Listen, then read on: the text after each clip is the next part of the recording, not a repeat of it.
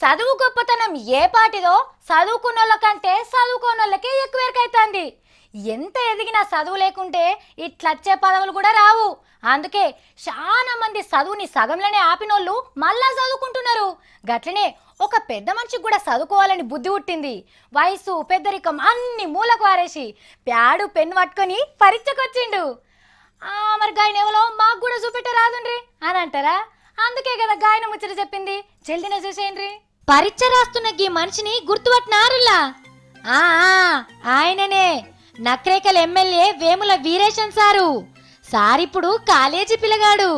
నల్గొండల Ambedkar open university కింది degree 3వ తరగతి పరీక్షలు రాస్తున్నాడు.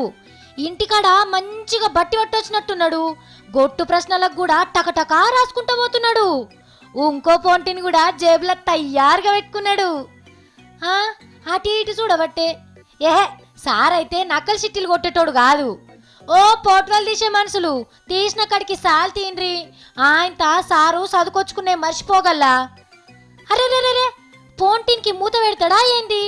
వాళ్ళు పోతారు గాని నువ్వు రాసుకో సారు, రాసుకో. మంచిగా రాసి ఫస్ట్ క్లాస్ లా పాస్ అయితివంటే సీఎం సార్ కూడా మెచ్చుకొని మంచి కొలువులో పెట్టుకుంటాడు.